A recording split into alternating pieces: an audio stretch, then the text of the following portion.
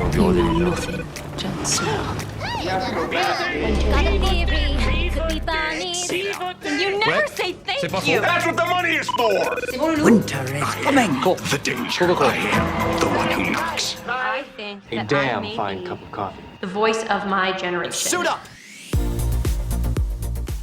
Bonjour et bienvenue dans PIC TV, le podcast qui analyse et décortique vos séries préférées. Je m'appelle Marie Telling et à mes côtés se trouve ma sœur de cœur à moi, Anaïs Bordage.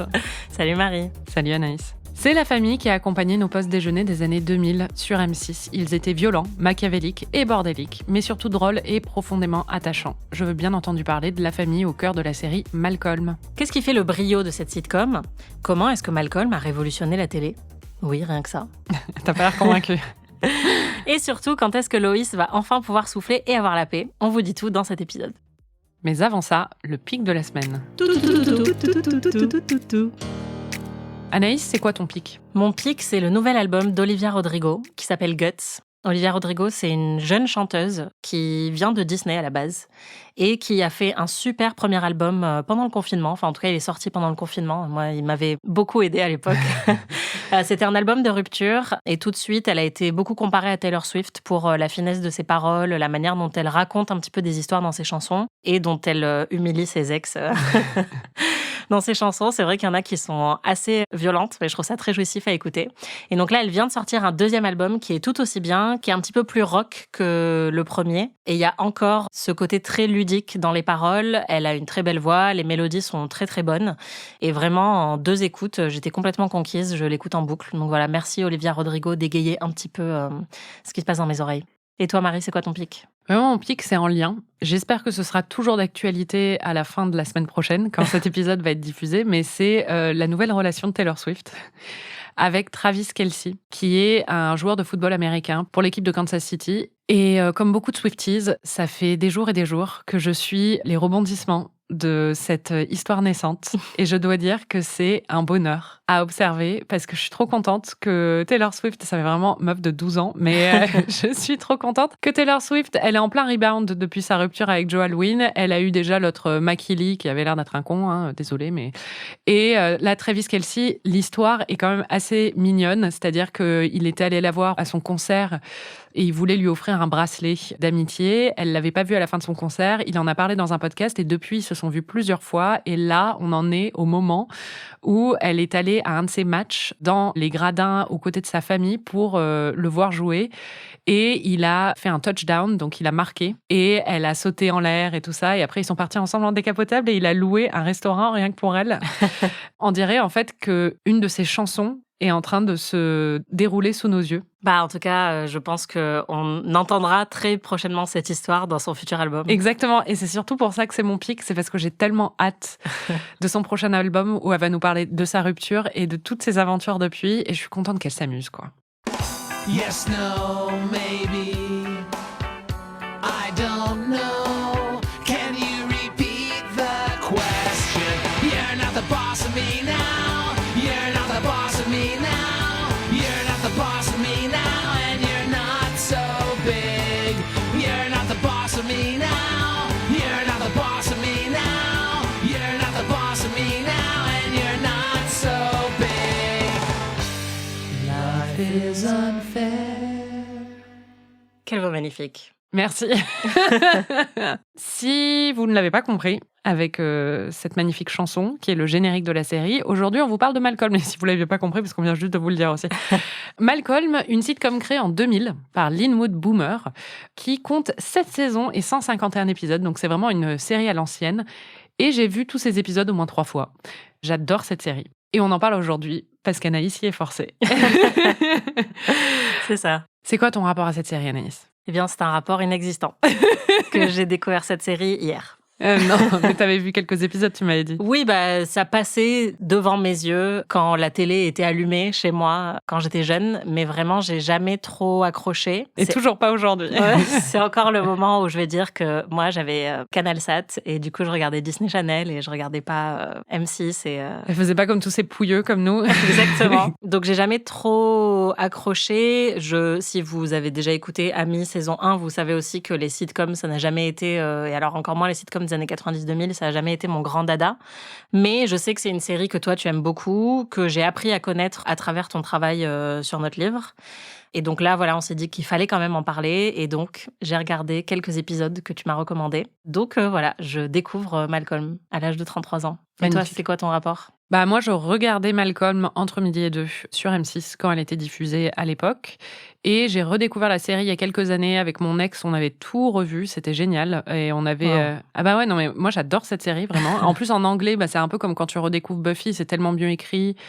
C'est hyper marrant. Et je trouve que vraiment, c'est une des séries comiques les plus drôles et surtout les plus sous-estimées. Alors après, elle est devenue culte, il y a plein de gens qui l'adorent et tout. Mais c'est marrant quand on parle de séries comiques cultes. On parle souvent de Seinfeld, de Friends, de The Office, de Parks and Rec ou des choses comme ça. Et Malcolm, je pense que dans l'imaginaire collectif, elle est restée comme une série un peu familiale, justement, d'entre midi et 2 sur M6. Alors que pour moi, c'est vraiment une série brillante et brillamment écrite. Et je l'ai revue récemment encore. Bon, déjà, je regarde des épisodes assez souvent. Et quand elle est sortie sur Disney+, je l'ai revue avec ma mère, qui a adoré la série. C'est devenu une de ses séries préférées et une de ses séries cultes. Je pense parce que ça évoque aussi, elle a grandi avec 3 frères. Et les dynamiques familiales et de fratrie, ça évoque quand même pas mal de choses parce qu'elle m'a dit que c'était très très bien décrit à l'écran, même si c'est pas exactement la même chose, ils n'étaient pas aussi fous. Ouais, j'ai une relation, j'ai énormément de tendresse et d'admiration pour cette série. Donc bon, voilà, va y avoir un petit décalage. Mais en même temps, du coup, je suis assez curieuse de voir ce que tu en as pensé et ce que tu as pu retenir de chaque personnage sur les quelques épisodes que j'ai sélectionnés. Je t'en ai sélectionné une 12aine. J'ai un peu sélectionné les épisodes que moi j'aime le plus, mais aussi ceux qui marquent certaines tendances dans l'écriture, par exemple autour du personnage de Loïs ou des choses comme ça. Voilà. Du coup, Anaïs, toi qui as vu 12 épisodes de Malcolm sur 151, est-ce que tu peux me faire le pitch de la série ? C'est l'histoire d'une famille de fous, une famille de classe moyenne, avec donc 4 frères et ensuite il y en a un 5e, et des parents qui sont un petit peu dépassés, parce que c'est vrai qu'avoir 4 garçons à gérer, ça doit pas être simple tous les jours. Et ça démarre avec la découverte que l'un d'entre eux, Malcolm, est un petit génie, qu'il a un QI très élevé et donc qui va changer de classe. Et après, c'est pas vraiment le fil conducteur le plus important de la série, de ce que j'ai vu de ces 12 épisodes, mais c'est un peu l'élément déclencheur de la série. Oui, bah, c'est quelque chose qui reste à travers tous les épisodes parce qu'il y a beaucoup de moments justement où on le voit dans la classe ou des choses comme ça. Mais c'est vraiment une série chorale sur une famille. Et en fait, c'est narré par Malcolm lui-même. Et donc, il a une vision un peu sarcastique sur tout ce qui arrive autour de lui. C'est ce qu'il définit d'ailleurs et c'est ce qui le rend parfois pas très, très sympathique. C'est même pointé du doigt dans la série. Ce qui est intéressant, c'est qu'en fait, Linwood Boomer, donc celui qui a créé la série, était aussi un enfant surdoué, issu d'une grande fratrie. Donc, il s'est vraiment énormément inspiré de ses souvenirs d'enfance pour écrire la série. Donc, c'est là d'où ça vient aussi, cet élément déclencheur. Et moi, je trouve que ça marche très bien dans le premier épisode, en fait, le moment où on découvre ça, parce qu'on comprend très bien les dynamiques de la famille à ce moment-là aussi. Et par exemple, le personnage de Loïs, sa réaction. Je trouve qu'on saisit très bien le personnage dès le premier épisode. Je veux pas aller dans une classe spéciale. Tout le monde me trouve déjà trop bizarre. Je sais. Mon chéri, la vie te donne rarement l'occasion de progresser, même si tu le mérites. Tiens, regarde ton père et moi. Malcolm, je suis fière de toi. Souviens-toi d'une chose. Tous ceux qui se moqueront de toi sont des débiles qui finiront leur vie comme laveurs de voitures. Tout se passera bien, tu verras. Bon, pour moi, le point fort de Malcolm, c'est vraiment sa galerie de personnages. Donc, on va faire un petit inventaire. Déjà, on commence par Malcolm lui-même. Il est joué par Frankie Muniz, qui a eu une petite notoriété après pendant ses années d'adolescence, qui a un peu disparu depuis. Tu le décrirais comment, le personnage de Malcolm ? Il a pas l'air de savoir beaucoup s'amuser. Ouais, c'est vrai. C'est quelqu'un qui a l'air de se prendre un petit peu souvent la tête. Il est très intelligent, il est surdoué, on nous le dit dans le premier épisode. Et c'est l'enfant du milieu, c'est ça ? Oui, bah, c'est-à-dire qu'en fait, on va faire le détail, mais il y a Francis, Reese, Malcolm, et après, il y a Dewey. Donc, pendant les premières années, oui, c'est l'enfant du milieu, mais l'avant-dernier, quoi. Et après, comme il y a Jamie qui arrive, c'est vraiment l'enfant du milieu. Donc voilà, il a un peu le côté plus responsable et aussi plus multidimensionnel que ses frères, parce qu'on comprend aussi que la série, elle est de son point de vue. Donc en tout cas, moi, de ce que j'ai vu, il a des développements peut-être un petit peu plus fins sur ses relations avec les autres, etc. Alors que ses frères sont plutôt là pour des gags.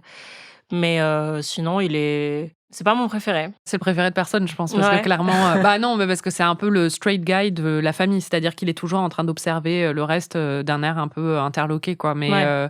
après, il a plein d'aventures aussi lui-même et il lui arrive plein de trucs marrants dans la série, mais c'est pas le personnage qui est le plus drôle, ça c'est sûr. Après, ce que je me suis dit au tout début en regardant les épisodes de la première saison, c'est que c'est un assez bon acteur en fait, parce que Ah oui, surtout oui. quand il est très jeune, il s'en sort très très bien. Ah, mais je trouve qu'ils sont tous, quand même, Oui. toute la fratrie, ils sont vraiment très bons. Et oui, Frankie Muniz est vraiment très bon dans le rôle, quoi. Mm. On va détailler la fratrie. On commence par l'aîné. J'avais un énorme crush sur Francis pendant toute l'adolescence. Ça ne Je pense m'étonne que pas. c'était un de mes plus gros crushs d'adolescence. C'était Francis, qui est joué par Christopher Masterson. Pour la petite histoire, c'est le frère de Danny Masterson, qui vient d'être condamné pour viol et qui était acteur dans That 70's Show. Et Christopher Masterson est sorti avec Laura Prepon, qui jouait Donna dans That 70's Show pendant des années. Donc là, ils ont beaucoup été dans l'actualité pour des raisons beaucoup plus sombres et horribles. Mais c'est vrai que moi, le personnage de Francis, j'avais énormément d'affection pour lui, quoi. Je sais pas comment tu le décrirais, toi. Alors déjà, je le décrirais comme Neil Patrick Harris. Ah oui, c'est vrai qu'il lui ressemble un peu. J'ai vraiment bugué quand je l'ai vu au début, mais il est souvent dans des scènes tout seul, dans un autre décor, qui est donc le décor de son école militaire. Donc honnêtement, pour moi, il était un peu anecdotique dans ce que j'ai vu de la série. Il est rarement là et ses intrigues m'intéressent pas trop. Et en plus, comme il est plus âgé que les autres, donc il est déjà bien adolescent quand la série commence, il a beaucoup de préoccupations qui tournent autour des filles, etc. Et je trouve que c'est pas l'aspect de la série le plus plaisant à voir en 2023. Oui, ça c'est sûr. Il est marrant, mais il y a un épisode que j'ai beaucoup aimé avec lui, c'est l'épisode de Noël. Mais oui, il est avec sa grand-mère. Ouais, mais sinon, j'avoue que c'est pas mon personnage préféré, mais je vois totalement pourquoi t'avais un crush sur lui quand t'étais jeune. Moi, j'aurais plus eu un crush sur Reese, Mon Dieu, quand ça. j'étais jeune. Un grand problème. En fait, on dirait la version ado de Ross. Mon Dieu. Anaïs, si t'as pas de menton, contacte-la. En fait, c'est la clé. Et si t'as des super dents, il a des super dents. Et c'est un peu Jeremy Strong aussi, si tu regardes. De ouf. Mon Dieu. Pour en revenir à Francis, parce que du coup, t'as pas eu toute la vision de la série, déjà, il est quand même présent parce qu'il a toujours, sauf dans les dernières saisons où il disparaît un peu plus, parce que Christopher Masterson, dans les dernières saisons, a fait plus de réalisations sur la série. Et donc, il était moins présent à l'écran. Mais vraiment, en fait, dans presque tous les épisodes, il a une intrigue secondaire qui lui est dédiée. Donc, au début, c'est quand il est à l'école militaire. Moi, ça me fait toujours rire quand même ses aventures en école militaire, mais c'est surtout après que ça devient génial. C'est qu'il part tout seul en autostop en Alaska parce qu'il pense qu'il va faire fortune. Sauf qu'il se retrouve exploité dans un espèce de café horrible. Et là, il rencontre la femme de sa vie, qui est Piama, qui est en fait Loïs, en version amérindienne de l'Alaska. Et elle et Loïs ont une relation ultra conflictuelle qui est très marrante, en même temps un peu cliché, mais qui donne lieu à vraiment des très très bonnes scènes. Et lui, il y a un épisode que j'adore avec lui, où il se retrouve en prison à un moment, dans un espèce de petit bureau de shérif au milieu de nulle part. Je crois que c'est quand il est en chemin vers l'Alaska, ou il est déjà en Alaska, mais je crois que c'est quand il est en chemin vers l'Alaska. Et en fait, le shérif et les membres de l'équipe du poste de police ont des dramas entre eux, c'est-à-dire que la femme du shérif le trompe avec son adjoint ou un truc comme ça. Et en fait, ça se joue comme un soap-opéra. Oh, Brock. Vanessa, qu'y a-t-il? Tu trembles? Chad commence à avoir des soupçons. Il est allé à l'orphelinat pour poser des tas de questions. Il faut partir le plus vite possible. Et abandonner le fric, c'est impossible. Encore un peu de patience. Comment pourrais-je te faire confiance alors que tu n'as toujours pas quitté Cindy? Ne sois pas si cruel. Tu sais bien qu'elle est dans le coma. Et donc lui, il est derrière ses barreaux en train d'observer ça pendant toute la journée. Et après, il veut plus être libéré parce qu'ils sont plusieurs. Il y en a même un qui se refait emprisonner pour pouvoir connaître la suite. Trop Parce bien. qu'elle est enceinte et tout ça. Donc il y a quand même des moments qui sont très très marrants. Moi, il y a plein d'intrigues avec Francis que j'aime beaucoup. Dans un autre moment, il se retrouve plus tard avec Piama dans un ranch avec un espèce, je sais pas s'il est allemand ou enfin c'est un mec avec un accent à couper au couteau. Il y a une intrigue qui est très marrante où le propriétaire du ranch est très gentil et un petit peu naïf. Et il accepte qu'une équipe de tournage vient de filmer un film dans son ranch et il se rend pas compte que c'est un film porno, en fait. Et il est figurant lui-même dans le film et il rentre en disant « Mais qu'est-ce qui se passe ?» Enfin, c'est très, très, très marrant. Donc, il y a plein d'intrigues quand même avec Francis qui sont très marquantes. C'est pas forcément les épisodes que j'ai choisis pour toi parce que c'est pas les plus représentatifs des dynamiques dans Malcolm qui sont les plus intéressantes à observer. Et puis, il fallait vraiment faire une sélection parce qu'on avait un temps limité pour voir tout ça. Mais moi, Francis, j'ai énormément d'affection pour lui. Ouais, moi, c'est vrai que ce que j'ai vu en majorité, c'était effectivement les blagues récurrentes sur son obsession, entre guillemets, pour sa mère. Et le rapport très chelou ou très fusionnel, mais en même temps très passionnel qu'il a avec sa mère. Ouais, mais ça me faisait jamais trop rire. C'est plus conflictuel. Il est assez injuste avec elle. C'est-à-dire que c'est un de ceux qui est le plus injuste. Dès qu'elle lui dit un truc, il y a même un épisode, l'épisode du bullying, on va en parler, mais où il y a 2 réalités parallèles. Et en fait, on voit Al annoncer à Francis au téléphone qui peut pas lui donner de l'argent pour je sais plus quelle activité ou je sais plus quel voyage. Et Francis accepte très gentiment et il dit ouais, bon, je comprends, désolé et tout ça. Et quand c'est sa mère qui lui dit la même chose dans la réalité parallèle, il s'en prend à elle, il lui dit de toute façon tu me donnes jamais rien. Et on voit un peu la façon dont il la traite qui est complètement injuste, quoi. C'est conflictuel, mais il y a quand même une blague récurrente où, genre, à chaque fois qu'il est avec des meufs, elles sont choquées par à quel point il est obsédé par sa mère, quoi. Oui, parce que il en parle tout le temps. Oui, voilà. Donc, il est tout le temps énervé par elle, mais en même temps, elle occupe beaucoup ses pensées. Ah oui, c'est sûr. Et elle passe même en priorité. Enfin, moi, dans certains épisodes que j'ai vus, elle passe en priorité par rapport à d'autres aspects de sa vie à lui. Oui, c'est comme ça qu'il est défini, surtout dans les premières saisons, c'est dans son conflit avec sa mère, quoi.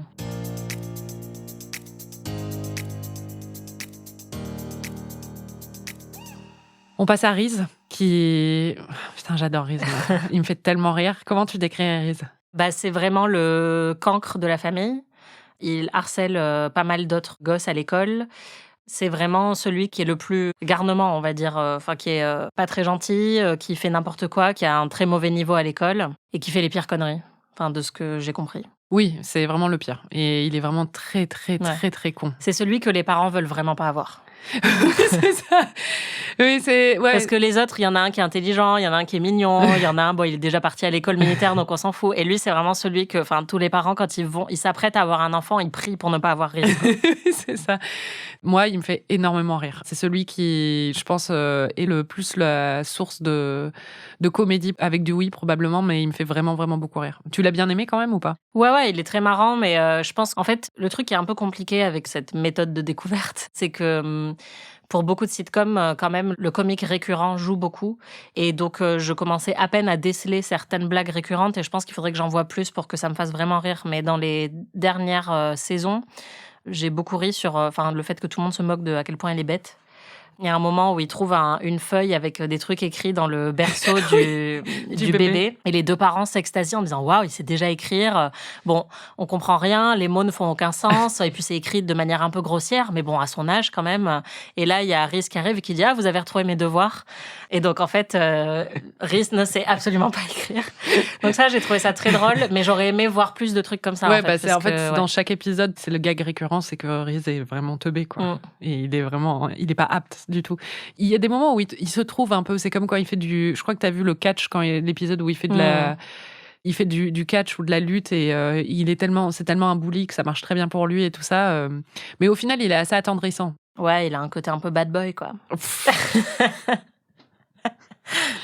Waouh, bad boy sans menton.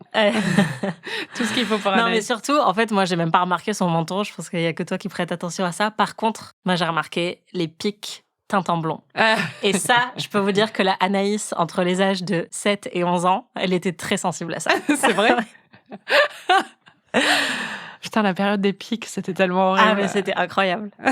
Franchement, on rit souvent des tendances affreuses que les meufs ont adoptées, mais ça, je crois que mais c'était la pire tendance des années 2000. Ouais, c'est vraiment une période sombre de l'histoire de la mode des garçons. J'ai découvert que le problème venait de mon cerveau. Et pas seulement ici, mais toute ma vie. Si je me contente de faire exactement ce qu'on me dit, tout devient facile. J'ai fait une super découverte. Quand on mélange du bleu avec du jaune, on obtient une nouvelle couleur. Et je vais l'appeler Bleu Laune. Et on passe à mon préféré de tous, Dewey. Dewey, comment tu le décris ? C'est donc le plus jeune, jusqu'à ce qu'il y en ait un autre qui arrive. Mais il est très mignon, il a les oreilles en chou-fleur et il est pur, quoi, par rapport aux autres. Il est pas si pur que ça, parce que même dans les épisodes que je t'ai montrés, tu vois quand même qu'il manipule, quoi. Mais avec pureté. Enfin, pour moi, c'est vraiment... je m'identifie beaucoup à la babysitter qui le préfère parmi les 3 parce qu'il est juste... il est trop mignon. Et en fait, je dois dire que cette série m'a énormément angoissée. Genre vraiment beaucoup trop. Mais qu'est-ce qui te stresse? Bah, en fait, toutes les situations qui donnent leur nom à sitcom ne sont pas comiques pour moi, elles sont vraiment anxiogènes. Genre quoi? Bah, il y a quand même un truc où tu m'as envoyé des extraits où il y a Al qui croit qu'il est en retard le matin et il se met son rasoir dans la bouche quand même. Mais c'est tellement drôle. Mais c'est atroce. Il croit qu'il est en retard parce que ses fils lui ont fait une blague où ils ont changé l'heure de son réveil. Mais c'est vraiment, j'ai trouvé ça horrible. Il y a aussi un moment où genre t'as Reese qui fait une blague à une meuf qui veut draguer et lui crache son Sprite à la tronche. Et... en fait, c'est que des trucs qui me dérangent profondément. Ça me fait pas rire et ça me met juste mal à l'aise. C'est vrai, moi, c'est les trucs qui me font le plus... T'es en train de décrire certains de mes moments préférés. Ouais, mais en plus, en le voyant tous ces moments, je savais que toi, ça te faisait trop rire. J'en étais sûre. Mais c'est comme Friends. En fait, tous les trucs avec lesquels j'ai eu du mal, c'est que j'ai du mal avec les quiproquos. Je sais que c'est des trucs complètement anodins et qui sont surjoués pour la comédie et tout. Mais The Leftovers me stresse beaucoup moins que les sitcoms comme ça. Waouh. Et donc, la raison pour laquelle j'adore Dewey, c'est parce qu'il me stresse pas. De tout ce que j'ai vu, il se passe jamais rien trop de grave avec lui. Au contraire, c'est hyper fun de le voir, par exemple, quand il commande une pizza alors qu'il a endormi son père, tout ça. Enfin, c'est que des trucs qui sont hyper mignons et inoffensifs, alors que les autres, en fait, quand ils détruisent la maison, quand ils mettent le feu à des trucs et tout, mais moi, ça m'angoisse de ouf. Non, je comprends, mais c'est marrant. Oui, c'est vrai que Dewey, il a un côté, du coup, je comprends ce que tu veux dire, inoffensif, parce que même, en fait, ce qu'on découvre au sujet de Dewey au fur et à mesure des saisons, c'est qu'il est encore plus brillant que Malcolm. C'est-à-dire que c'est un espèce de génie machiavélique sous ses apparences d'ange, et tu le sens vraiment dans des épisodes déjà que je t'ai envoyé. Je t'ai envoyé celui de la babysitter. J'adore cet épisode, c'est un de mes épisodes préférés, parce que il y a Dewey qui fait que faire poupi, poupi, c'est poupi, trop bien. poupi. Et alors ça, mais vraiment, je crois que c'est un de mes trucs les plus cultes que j'ai jamais vu à la télé. Franchement, cette scène est géniale. Les parents s'en vont pour le week-end. Et donc, la fratrie est gardée par une babysitter. Et quand ils apprennent ça, ils sont hyper vénères. Ils arment toute la maison pour s'assurer qu'elle puisse être piégée à tous les coins de table. Parce qu'ils s'attendent à avoir une mamie qui vient les babysitter. Sauf que c'est une espèce de bombe pour eux, parce qu'elle est adolescente. Mais c'est genre la meuf la plus mignonne du lycée, quoi. Et quand elle arrive, du coup, Reese et Malcolm sont obsédés avec l'idée de la séduire. Donc, ils font tout pour lui plaire et tout ça. Sauf que c'est Dewey, avec sa danse à la con, et eux n'arrivent pas à croire leurs yeux qu'elle puisse être charmée par ça, et il arrive même à dormir avec elle en la manipulant, parce qu'il fait genre, je n'arrive pas à dormir et tout ça. C'est très drôle et il est trop mignon, quoi. Moi, j'étais comme la babysitter, franchement, j'étais à fond. Et je m'identifie un peu à lui aussi. Ça m'étonne pas. Je pense que j'ai un peu de Dewey en moi. Tu as un peu de Dewey en toi. Il y a un épisode plus tard dans la série où il demande un piano à son père et son père lui dit non parce qu'ils n'ont pas les moyens. Et il fabrique une sorte de piano avec tous les instruments de la maison et tout ça. Et c'est là où tu vois, et il est virtuose au piano quand il se met à jouer. C'est des moments comme ça où on sent qu'il est brillant, quoi, où c'est vraiment un petit génie. Enfin, moi, ce que j'ai bien aimé avec le truc du piano, c'est que la série part dans de l'absurde quand même très poussé, parce que c'est absolument impossible, techniquement, de fabriquer. Évidemment, et même qu'il joue comme ça, c'est impossible. Voilà, et que ce qu'il fait, parce qu'il utilise des couverts et des clubs de golf et des trucs comme ça, que tout ça produise un son qui soit audible. Mais du coup, j'aime bien parce que ça part dans une rêverie limite, quoi, ou un truc de vraiment très fantaisiste, qui du coup m'angoisse moins aussi. Après, la série fait beaucoup ça. Je pense que tu l'as vu dans l'épisode aussi où Al fait du roller. J'avais inclus cet épisode aussi. Il y a beaucoup de moments d'absurde quand même, ou des moments où même dans les blagues qu'ils font. Il y a un épisode, je crois que c'est pendant Halloween, où ils font un boulet de canon. Ils balancent des couches de leur frère depuis le toit de la maison vers le voisinage.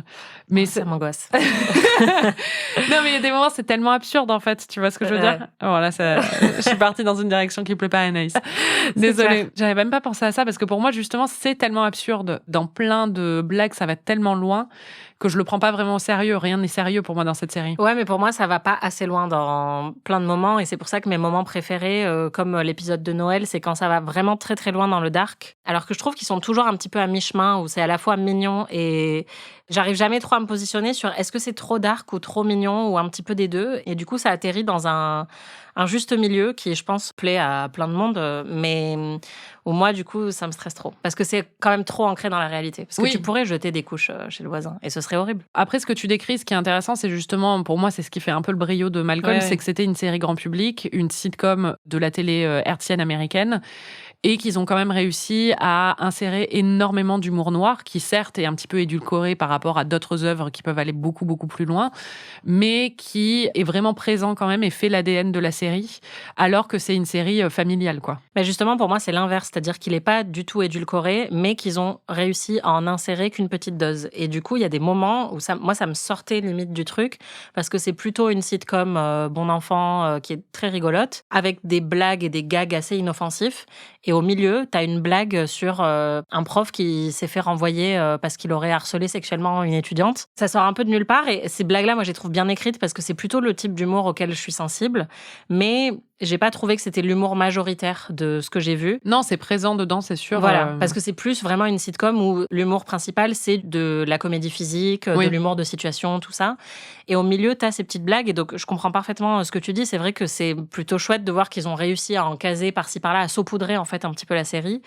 Mais moi, je pense que j'aurais aimé soit que la série soit entièrement comme ça, et du coup, ça ressemblerait plus à d'autres sitcoms qui me plaisent bien ou qui sont peut-être un peu plus sombres. Genre quoi ? Je sais pas, je pense Seinfeld avec le côté plus cynique ou VIP, enfin, tu vois. Oui, mais bon, du coup, c'est pas du tout le même... Enfin, c'est pas des sites comme familiales, quoi. Oui, non, pas du tout.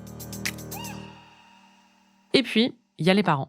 Il y a Al. Comment tu décrirais Al ? Al, qui est donc joué par Bryan Cranston, qui a eu un second souffle dans sa carrière grâce à Breaking Bad, et que donc moi j'ai découvert, je savais évidemment qu'il jouait dans Malcolm puisque j'avais vu passer quelques épisodes, mais j'ai vraiment découvert tout son talent dans Breaking Bad avant. Et là, il est vraiment excellent, en fait, dans la série. Il a un timing comique incroyable, quoi. Ouais, non, il est vraiment super. Plutôt BG aussi. Ouais. Donc, Al, c'est un certain stéréotype du père, c'est-à-dire que c'est le père qui est un petit peu absent sur l'éducation, où il laisse beaucoup sa compagne gérer les aspects les plus pénibles de l'éducation et de la charge mentale aussi, de tout ce qui concerne le bon déroulement de la vie de la maison. Après, ce que je trouve sympa, c'est qu'il a un côté pas toujours très masculin, que j'aime bien, parce que ça va à l'encontre des clichés du mec un peu macho dans un couple, tout ça. Il a un cri très aigu, voilà, il aime bien se déhancher. Il y a plein de scènes comme ça qui le rendent hyper sympathique. Donc ça, je trouve que c'est chouette et que c'était sans doute un petit peu révolutionnaire, ou enfin en tout cas plutôt intéressant d'avoir un modèle masculin comme ça à la télé quand il est sorti. En fait, je pense que c'est marrant, c'est ce que tu dis, ça rentre dans un cliché, c'est-à-dire que c'est le père immature qui est un peu le 5e enfant et qui est tout le temps un peu paumé à regarder sa femme, à pas trop savoir quoi faire. Ce que j'aime beaucoup chez lui, c'est son côté fantasque, comme tu dis, un petit peu excentrique et justement qui est pas dans le côté macho du tout. Il m'énerve sur plein d'aspects dans la façon dont justement il laisse sa femme gérer tout et tout, mais l'amour qu'il a pour sa femme, c'est un thème récurrent dans la série et je t'ai envoyé 2-3 petits trucs dessus aussi. Il y a tout un épisode où en fait elle se rend compte, lui, il lui dit qu'il regarde pas du tout les autres femmes. Et elle lui dit mais c'est pas possible, et elle est énervée par ça en fait, parce qu'elle culpabilise, parce qu'elle regarde les hommes, quoi, les autres hommes. Ils finissent par avoir une confrontation, elle lui dit mais c'est pas possible en fait, parce que si tu regardes pas les autres femmes et que moi je regarde les autres hommes, ça veut dire que tu m'aimes plus que moi je t'aime. Et il lui dit mais évidemment, je l'ai toujours su, on l'a toujours su, je t'aime plus que toi tu m'aimes, mais c'est pas grave, c'est comme ça, enfin au contraire c'est super, c'est comme ça que notre relation fonctionne. Cette scène, quand je l'avais vue adolescente, m'avait vachement marquée parce que je trouvais ça hyper beau. Tu sens en fait toute son affection et son amour. Ça part parfois dans le cliché parce qu'elle est décrite comme un peu folle ou pas raisonnable, et lui il la regarde avec beaucoup de tendresse, donc t'as un peu l'impression qu'il a de l'indulgence, comme si c'était quelqu'un d'un peu déséquilibré qu'on regarde un peu avec gentillesse, quoi. Mais je trouve ça très beau, en fait. Et il y a une scène où il la réconforte parce qu'elle n'arrive pas à créer un lien d'affection avec le bébé qu'elle vient d'avoir quand elle a Jamie, le dernier. Elle se dit, je suis une mère horrible, je veux l'envoyer dans un panier comme Moïse, enfin, je peux pas le voir, quoi. Et là, il la rassure et il lui dit, non, mais t'as été comme ça pour tous les enfants, c'est pas un problème, après tu vas être super.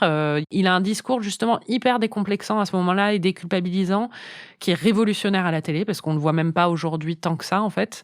Et donc à l'époque, d'autant plus. Et le fait que ça vienne de lui, et pas par exemple d'une amie à elle ou d'un truc comme ça, je trouve ça hyper beau, quoi. Il répond pas forcément au code de la masculinité classique, quoi. Quand je pense par exemple à Claire et Phil Dunphy dans Modern Family, ça reprenait exactement le même patron, voilà, le même schéma. Et je pense qu'au final, c'est quand même un archétype qu'on a beaucoup vu à la télé et que c'est plus accepté encore de voir des hommes comme ça qui sont stéréotypés d'une autre manière parce qu'ils bricolent, tout ça. Justement, c'est un peu le père-enfant, que du coup, c'est plus facile d'accepter qu'il ait cette part de féminité, alors qu'on voit pas beaucoup de personnages de compagnes et de mères qui seraient, elles, avec une virilité qualités beaucoup plus prononcées. Ou même qui serait immature et irresponsable, en fait. Ouais, voilà. Comme donc, lui l'est. voilà. Donc, je pense qu'à la fois, il y a un côté qui est plaisant à voir un personnage masculin qui n'est pas 100% macho, mais ça reste quand même un stéréotype qui est extrêmement attachant et avec lequel tout le public va avoir une indulgence quand même assez facile. Ouais, totalement. Et c'est ça, en fait, le paradoxe de Malcolm, c'est que dans leur relation entre Lois et Hal, moi, il y a beaucoup de choses qui me dérangent sur la façon dont c'est décrit, parce que je trouve que ça rentre vachement dans des clichés un peu sexistes sur les dynamiques de couple et les dynamiques aussi, la charge parentale, la charge mentale pour les femmes et tout. Mais je peux pas m'empêcher, en fait, de le trouver attachant et attendrissant, parce que c'est comme ça qu'il est écrit, quoi. Et puis, il est joué par Bryan Cranston qui déborde de charme, donc Non, mais c'est ça. on adhère totalement.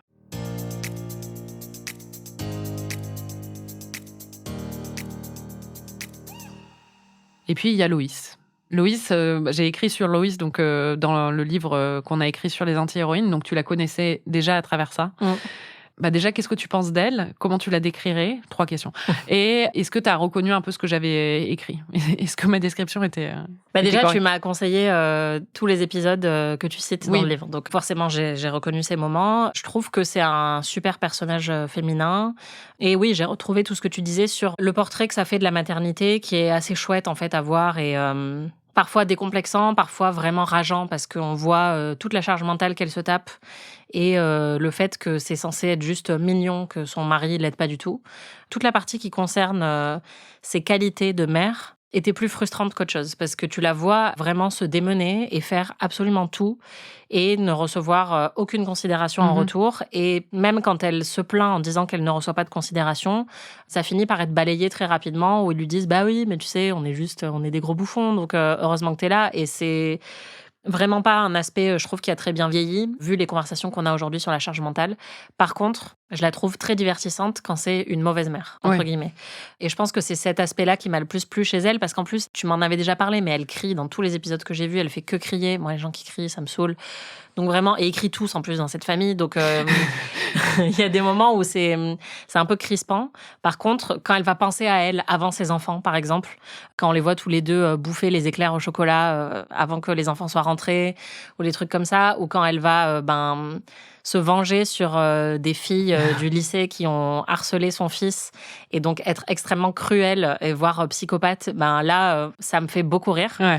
Donc je pense que c'est les aspects de Loïs que j'ai préférés et j'aurais aimé en voir plus. Après, forcément, j'ai vu très peu d'épisodes, mais je pense que le côté mère sacrificielle, pour le coup, m'a plus rendu triste, en fait. Le truc, c'est que je pense que quand ils ont écrit la série, ils se rendaient même pas compte qu'ils l'écrivaient en mère sacrificielle. Je pense qu'il a décrit la situation telle qu'il l'a peut-être vécue ou telle qu'il l'imagine dans cette dynamique familiale, et que c'est quelque chose justement qui est ce dont tu parlais, où ils disent on est un peu des bouffons et tout ça, c'est quand ils oublient son anniversaire et qu'elle est hyper déprimée et qu'à part toute seule taper des balles au truc de baseball, et qu'il la retrouve et que quand elle leur dit « mais vous avez pas pensé à mon anniversaire, vous l'avez complètement oublié » et tout ça, ils sont tous là « ouais mais on est trop nuls, on a besoin de toi pour fonctionner » et c'est rageant et tellement énervant de voir ça. Moi, j'ai envie qu'elle devienne mère célibataire et qu'elle se casse, en fait. Qu'elle se casse avec un BG dans une décapotable. Ouais, et qu'elle devienne pas mère célibataire, qu'elle devienne mère qui abandonne ses enfants, quoi. Exactement. Non, mais c'est totalement. Moi, je suis totalement d'accord avec ça. Et pour moi, c'est l'aspect de la série qui a le moins bien vieilli, parce qu'il y a vraiment un côté. On voit en fait que la série n'est pas consciente elle-même de ce qu'elle dit sur Loïs, parce que c'est un personnage qui est hyper attachant. Mais en même temps, la série fait pas vraiment de discours ou n'a pas de propos sur le fait qu'elle a toute la charge mentale à se cogner. Ou en tout cas, la série n'a pas de recul sur ça. Non. Après, elle décrit très bien les mécanismes. Ouais. Mais après, c'est vrai que oui, dans le côté... Alors déjà, je t'avais donné cet épisode sur la vengeance. C'est ma mère qui m'a dit, il faut absolument que tu lui donnes celui-là, parce qu'elle l'a revu il y a pas longtemps. Donc c'est vraiment génial comme épisode quand elle va venger Reese. Et c'est un peu une psychopathe quand même. Elle est complètement folle. Et moi, j'adore l'épisode aussi où elle... en fait, Reese est vraiment nul en cours et il est censé passer dans la classe des plus nuls, quoi. Enfin, la classe vraiment où il faut qu'il soit aidé.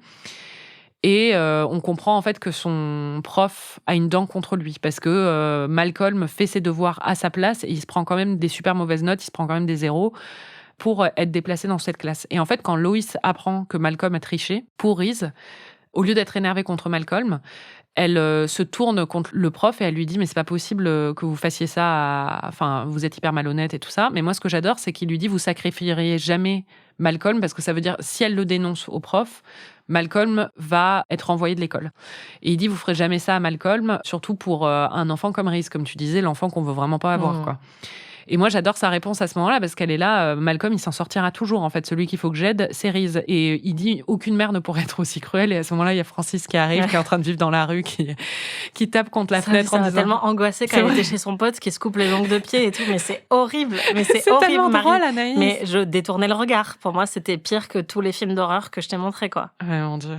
Non, par contre, j'ai beaucoup aimé le truc avec le prof. Dans une sitcom, qui est en plus une vieille sitcom, voir une réalité comme ça, qui est présente et qui est, je pense, même assez tabou, enfin, dont on parle assez peu, du fait qu'il y a plein de profs qui sont censés être, tu vois, traiter tous les élèves équitablement et tout, qui ont vraiment des têtes et qui décident de flinguer la scolarité de certains gamins juste parce que leur tête leur revient pas, parce qu'ils sont racistes, sexistes, ou parce qu'ils se rappellent d'un connard qui les a emmerdés quand eux étaient à l'école et que du coup, ils reproduisent ce genre de violence plus tard. Et donc, j'ai vraiment beaucoup aimé cet aspect de l'épisode. J'ai trouvé ça hyper juste, en fait, de mettre ce personnage de prof qui, en plus, utilise plein de mots à rallonge. Ouais, alors là, bon, j'étais là, bon, ça arrive d'utiliser des mots à rallonge. Ouais, ça, j'ai trouvé que c'était très bien écrit et que c'est ce que j'aime bien, en fait, dans une sitcom, de voir des situations comme ça, abordées avec légèreté, mais qui sont très réelles, tu vois. Je ne crois pas que vous voudriez sacrifier celui qui réussit en faveur de celui-là, enfin de Reese. Vous croyez que je sauverai celui-là? Je vais vous expliquer un truc.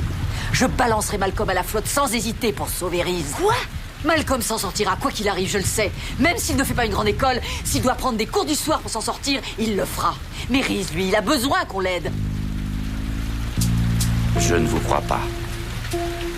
Aucune mère n'est aussi cruelle avec ses enfants. Aucune mère. Avant de passer au reste de la conversation, je voulais mentionner aussi les personnages secondaires qui sont très importants dans Malcolm et t'as pas pu voir assez d'épisodes pour t'en rendre compte, je pense, mais il y a le personnage de Stevie qui est le meilleur ami de Malcolm. Il y a le personnage de Craig, surtout, qui est le collègue horrible de Lois, qui est amoureux d'elle qui est juste le pire. Mais vraiment, il est horrible, mais il y a des situations qui sont très, très, très marrantes avec lui. Il y a un moment où il se fait braquer et il perd complètement son sang-froid alors qu'il est censé être le boss. Enfin, c'est... Au moins, lui, il a pensé à l'anniversaire de Lois. Ah bah oui, toujours. Et à un moment aussi, il squatte chez eux parce que sa maison a brûlé à cause d'eux, à cause des enfants. Craig est une grande source de comique dans la série. Et moi, m'a toujours, à la fois, je le trouve insupportable, mais il m'a toujours fait rire aussi. Il y a Piama, dont je parlais tout à l'heure, qui est donc la copine de Francis. Et puis, il y a la mère de Lois. La mère de Lois, en fait, où quand tu vois la mère de Lois, tu comprends pourquoi Lois est Lois. Et il y a un épisode où on voit, où Francis, en fait, va passer les vacances de Noël chez sa grand-mère, de force. Et je sais pas si ce que t'as pensé de cet épisode, toi, et de ce personnage. Bah, je l'ai trouvé très bien. Alors, le personnage est affreux, mais c'est divertissant parce que justement, là, il n'y a pas de demi-mesure. Elle est vraiment, vraiment affreuse. Et en fait, je trouve que beaucoup de ces personnages sont assez agaçants, en fait. Et donc, quand elle maltraite Francis, je sais pas, ça m'a fait du bien. J'étais contente. Oui, ben ça, on est d'accord. Ils sont censés être agaçants, en fait. Ouais. Et donc, lui, il m'a particulièrement agacée. Et donc, le fait qu'il se fasse totalement bisuter par sa grand-mère, j'ai trouvé ça très drôle. Et je trouve aussi qu'il y a beaucoup de très bonnes répliques dans cet épisode quand elle lui dit qu'il attend qu'elle crève pour hériter de tout ce qu'elle a et qu'il lui dit ah ouais, j'ai vraiment hâte d'avoir genre les vieux torchons que t'as posés sur ton canapé et tes pêches en conserve qui sont sur ton étagère depuis 30 ans. Il y a plein de petites répliques comme ça que j'ai trouvées plus méchantes en fait que dans le reste des épisodes que tu m'avais montrés et ça m'a bien plu. Une des raisons pour lesquelles je voulais parler de Malcolm, c'est parce que c'est une série qui, selon moi et selon d'autres personnes aussi, est beaucoup plus révolutionnaire qu'elle n'y paraît, parce qu'elle a une apparence donc de sitcom du midi sur M6, mais ça cache quand même pas mal de choses. Et une de ces choses, c'est tout son discours sur la classe sociale. Je pense que dans les épisodes que je t'ai envoyés, tu le vois quand même pas mal. Je sais pas ce que t'en as pensé. C'est marrant parce que tu m'avais parlé de ça et moi je pensais à Roseanne qui est vraiment une série, enfin je pense la seule série sur une famille qui est plutôt issue du monde ouvrier. Et là, ce qui est intéressant, c'est que c'est plus une famille de classe moyenne. Ils ont quand même une maison avec un jardin, tout ça. mais ils ont un budget. Ils sont sans cesse en train de se dire « Ouais, mais là, ce mois-ci, on peut pas faire ça », ou genre « Vous vous souvenez quand on n'a pas pu aller à Disneyland parce que gna gna gna », ou genre on peut pas payer les billets d'avion, donc ils sont tout le temps en train de compter. Et ça, je trouve que c'est plutôt chouette, effectivement, de voir une série qui représente cet aspect-là que beaucoup de gens connaissent dans leur vie et qu'on voit rarement à la télé. Ou alors quand il y a des problèmes d'argent, c'est comme dans Girls et c'est totalement délirant par rapport à ce que nous, on peut connaître. Donc là, ouais, moi, j'ai bien aimé. C'est de la classe moyenne, mais c'est quand même la classe moyenne plutôt basse parce que vraiment, Loïs, déjà, elle fait énormément d'heures sup. Elle travaille comme caissière dans un supermarché. À un moment, elle perd son boulot. Il y a aussi une précarité, en fait, dans leur quotidien. Lui, il est dans un job qui est vraiment pas épanouissant pour lui et tout ça, où il gagne pas énormément. Il y a par exemple des épisodes où on aborde la question de l'assurance maladie et des frais d'hospitalisation ou des choses comme ça. Ils sont, comme tu dis, toujours en train de compter. En fait, souvent dans les sitcoms américaines, dans Modern Family comme d'autres, les maisons sont toujours bien proprettes. Ils font peut-être des conneries ou des choses comme ça, mais tout est bien organisé, tout est propré. Et ça fait toujours quand même assez cossu. Là, on a vraiment le sentiment du bordel total que c'est de vivre dans cette maison, du fait que tout est un peu d'occasion, que tous les vêtements des enfants ont été portés par l'aîné et par l'aîné de l'aîné. C'est toujours le domaine de la débrouille, quoi. Et il y a vraiment un côté... c'est très rare quand même à la télé, surtout à ce moment-là où on avait vu beaucoup de sitcoms d'adultes à New York, dans des beaux appartements où on comprend pas trop comment ils peuvent s'offrir ces appartements-là ou des choses comme ça, même quand ils ont des problèmes de boulot ou des trucs comme ça. Là, d'un coup, de voir une série sur une famille de la classe moyenne, mais la classe moyenne plutôt pauvre, quoi, c'était assez révolutionnaire à la télé américaine. Et c'est vrai qu'il y avait eu Roseanne avant, mais c'était bien avant. Oui, ou Cheers, par exemple, qui était dans un bar à Boston. Mais toute l'action, à part quelques scènes dans les appartements, se déroulait dans le bar. Donc, on avait moins ce côté, effectivement, quotidien. C'était pas du tout une comédie qui parlait du quotidien financier de ces gens-là ou de leur vie de famille. C'était vraiment une workplace comédie. Donc, c'est vrai que là, il y a quand même un truc très plaisant. Et comme tu le dis, il y a plein de comédies qui ont essayé de reproduire ça, mais avec des décors beaucoup moins réalistes, en fait. Ouais, parce qu'il y a un épisode où Loïs perd son travail. Et moi, ce que je trouve vachement bien dans cet épisode aussi, c'est qu'en fait, on voit tout de suite les conséquences sur le quotidien des enfants. C'est-à-dire que leurs déjeuners sont beaucoup plus pitoyables, quoi. Enfin, ils sont... Et ça, j'ai mis du temps à comprendre parce que j'étais là, mais ils mangent des pâtes et du riz pour le dîner, c'est trop bien. Ouais, mais tous les jours, pendant une semaine. Ouais, mais déjà, pourquoi ils mangent des pâtes et du riz ? Parce qu'ils ont rien d'autre et elles pensent que ça va les tenir un peu plus longtemps, quoi. Mais la façon dont cet épisode évolue, c'est que Malcolm a un crush sur une fille de son école. Et en fait, elle découvre qu'il est, entre guillemets, pauvre. Et en fait, elle décide de faire une collecte pour l'aider. On ressent en fait toute l'humiliation qu'il vit à ce moment-là. Et ça, j'ai trouvé que c'était hyper fin et bien écrit sur le côté, justement, l'espèce de fausse charité qu'il peut y avoir où on veut aider son prochain, mais on se rend pas compte à quel point ça peut être humiliant et embarrassant en fait de le mettre dans une position comme ça face à toute une école où en fait on l'étiquette comme différent, quoi. Et je trouvais que justement l'épisode montrait vraiment ça très très bien. Et c'est comme ce que tu disais sur le prof tout à l'heure, c'est des moments comme ça où il y a vraiment un réalisme qui est assez admirable, je trouve.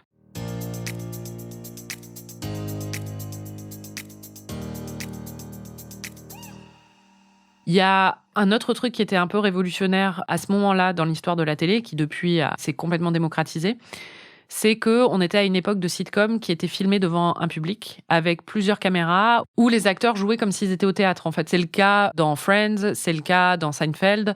Il y a des rires enregistrés. On voit jamais l'intégralité de la pièce, par exemple. Dans Friends, il y a un mur qu'on ne verra jamais. Alors que là, en fait, c'est une série qui est filmée comme un film. Pas exactement, c'est quand même une série. Mais c'est une série qui est filmée single caméra, donc avec une seule caméra. Oui, comme un drame, en fait. Voilà. Enfin, comme les drames télévisés qui ont recours à une seule caméra. Exactement. Et donc, il y a beaucoup plus d'innovation au niveau de la réalisation. Et c'était assez unique à l'époque. Il y a Scrubs qui est sorti à peu près au même moment, qui avait aussi ça, et qui était aussi une sitcom. Et après, il y a eu Arrested Development, il y a eu The Office, qui était un documentaire, mais qui aussi se débarrassait complètement de de cette formule-là. Mais c'est vrai que souvent, quand on parle justement de la fin des sitcoms face à un public, on parle plus souvent de The Office, alors que Malcolm a vraiment été un moment charnière là-dedans et que du coup, il s'amuse beaucoup avec la réalisation. C'est-à-dire qu'il y a des moments où on peut voir le point de vue d'une mouche parfois.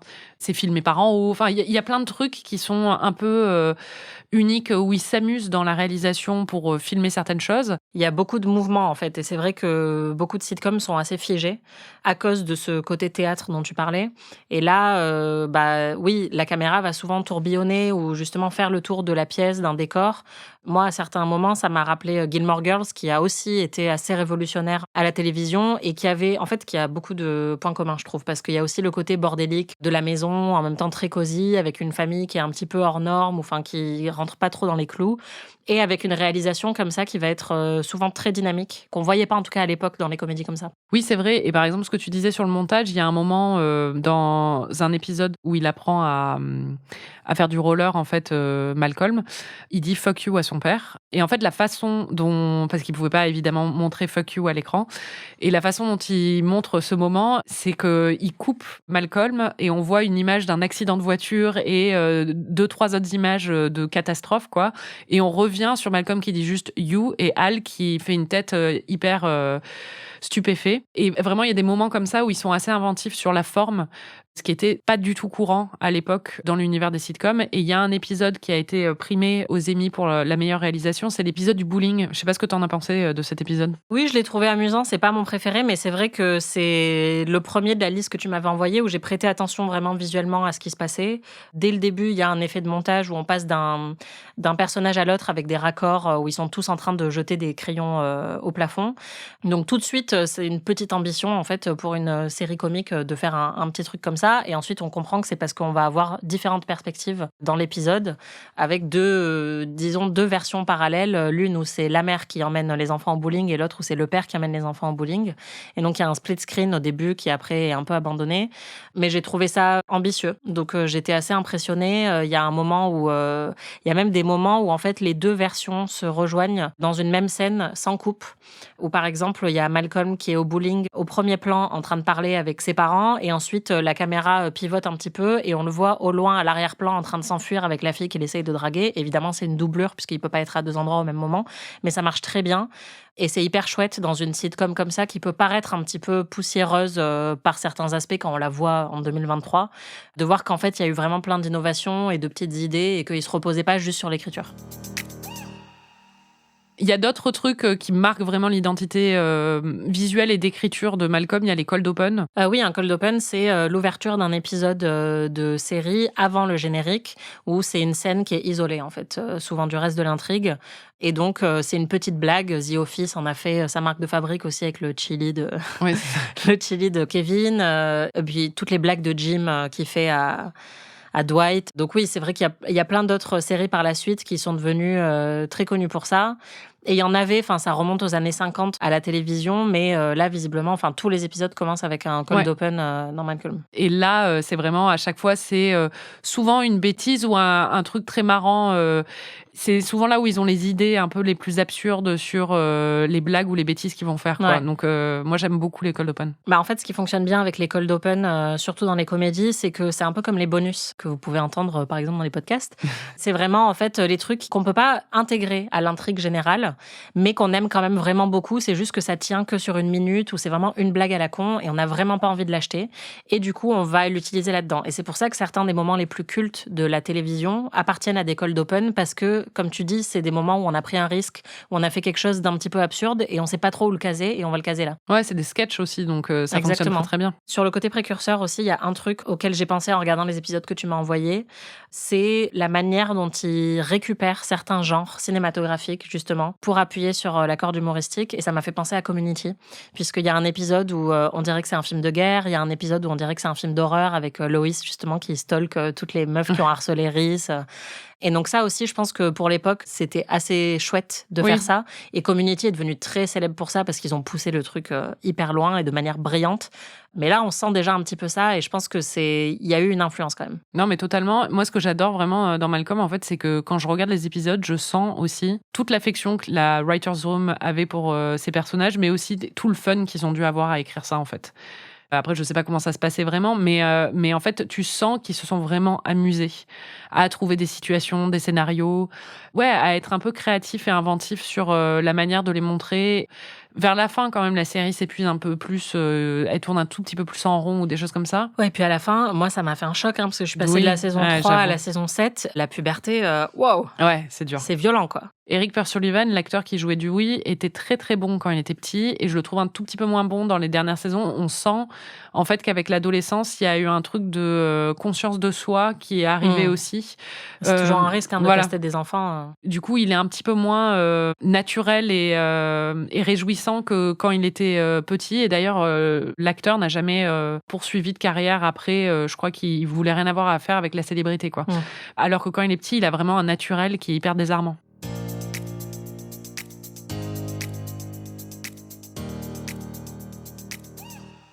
Bon, j'avais des petites questions pour toi. Vas-y. Est-ce que déjà, tu as un épisode préféré parmi ceux que je t'ai montrés ? C'est celui du roller. Ça ne pouvait être que celui-là. C'est vrai qu'Anaïs est une passionnée de roller en plus. Voilà, je fais du roller. J'aime beaucoup le roller. Et déjà, il y a des séquences comiques très, très drôles, absurdes, hyper réjouissantes, en fait, où on voit Al qui danse sur ses rollers. Et il y a de la musique sympa. Donc, c'est le moment aussi qui m'a le plus amusé et qui était léger aussi, puisque ça n'incluait pas de violence entre plusieurs êtres humains, pas trop de cris et pas trop d'angoisse, qu'elle soit financière ou liée à l'école, tout ça. Enfin, en fait, moi, ça me rappelle juste des mauvais souvenirs, parfois ce genre de série, ou les devoirs et tout, ça m'angoisse. Même Gilmore Girls, ça me file des bouffées d'angoisse quand je la vois faire ses devoirs.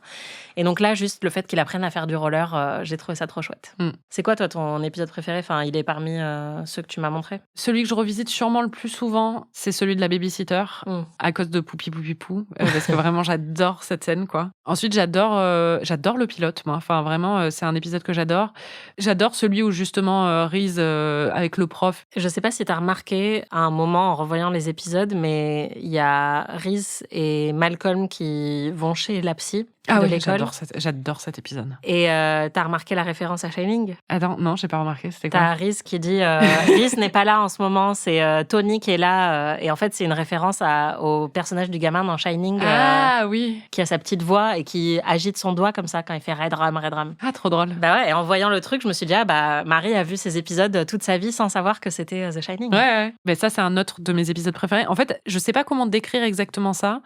Mais ils arrivent à développer des scénarios absurdes, justement, où, par exemple, le truc de la thérapie. En fait, c'est Malcolm qui décide de prétendre avoir des problèmes d'anxiété et de santé mentale pour pouvoir éviter le spectacle hyper humiliant qu'il doit faire avec sa classe devant le reste de l'école. Et du coup, après, il fait plein de recherches pour trouver tous les symptômes qu'il peut avoir et tout. Et sa mère finit par le découvrir. Et il y a plein de moments dans Malcolm où il crée des situations complètement absurdes comme ça, qui tiennent que le temps d'un épisode. Et qui, par exemple, le truc de la revanche avec Loïs et tout, qui sont des concepts, je trouve, hyper bien trouvés, en fait. Et vraiment, cet épisode de la thérapie, moi, m'a fait mourir de rire. C'est quoi le moment qui t'a le fait le plus rire ? Honnêtement, Poupi Poupi, c'est génial. Dewey, en fait, c'est vraiment mon personnage préféré et il me fait beaucoup rire. J'ai beaucoup aimé quand il est devenu ami avec une mouche. Et tu m'as envoyé une compilation de ses meilleurs moments et c'est ça qui m'a fait le plus rire, je pense. Donc ton personnage préféré, c'est Dewey ? Oui. Après, j'aime beaucoup Loïs. Je comprends pourquoi toi, tu l'aimes beaucoup aussi. Mais Dewey crie moins. Donc, Ah non, mais moi, mon personnage préféré, c'est Dewey, très clairement. Enfin, c'est le plus drôle et le plus attendrissant, quoi. Ouais. Donc, et en plus, il est... Justement, c'est ça que j'adore, c'est ce que je disais tout à l'heure, c'est qu'il est machiavélique, quoi. Il a vraiment des moments où il manipule tellement ses frères, même Malcolm et tout ça, où c'est jouissif à voir, quoi. Parce que tout le monde le sous-estime un peu parce que c'est le mignon et tout. Mais il arrive vraiment à manipuler tout le monde, j'adore. Ouais, moi, c'est pour ça que j'adore les singes. C'est parce qu'ils sont hyper mignons, mais ils peuvent t'arracher la tête, tu vois. Dewey, il est un peu pareil. Ouais, voilà. C'était PIC TV. Merci Anaïs. Merci Marie. Et merci les Pikies de nous écouter toutes les semaines. Vous pouvez retrouver tous les épisodes de PIC TV sur Slate Audio ou votre appli de podcast préféré. On se retrouve la semaine prochaine pour un nouvel épisode. En attendant, si vous avez aimé ce podcast, parlez-en autour de vous et n'hésitez pas à nous mettre 5 étoiles et un petit commentaire. À très vite.